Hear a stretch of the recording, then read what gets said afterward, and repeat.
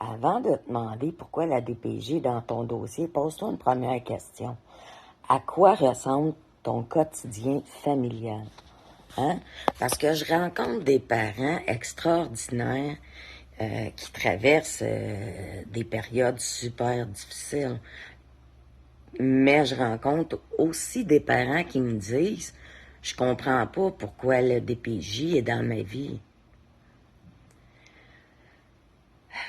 Écoute, la première étape, je crois que ce n'est pas de regarder la DPJ à la loupe, c'est de regarder sa propre réalité avec honnêteté. Est-ce qu'il y a de la consommation dans la maison?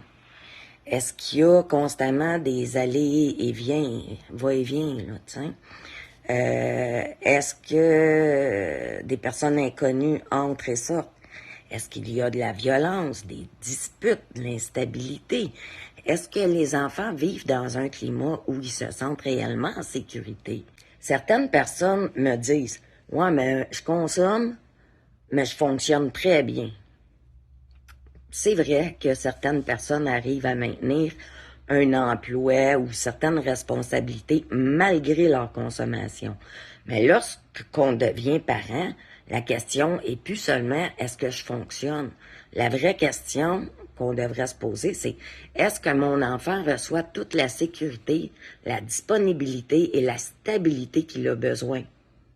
Par exemple, lorsqu'une personne consomme de la cocaïne, hein, elle peut d'abord avoir l'impression d'être plus énergique, plus performante, mais lorsque les effets diminuent, la fatigue, l'irritabilité, le stress, l'anxiété apparaît, la patience diminue, la vigilance baisse, les réactions deviennent parfois moins prévisibles. Puis c'est pas automatique chez tout le monde, mais c'est des effets connus qui peuvent nuire à la capacité de répondre adéquatement et constamment aux besoins de l'enfant.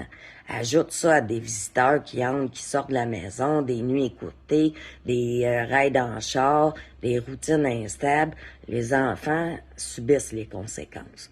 Un bon parent, ce n'est pas seulement aimer son enfant, c'est être capable de lui offrir un environnement stable, sécuritaire et prévisible jour après jour.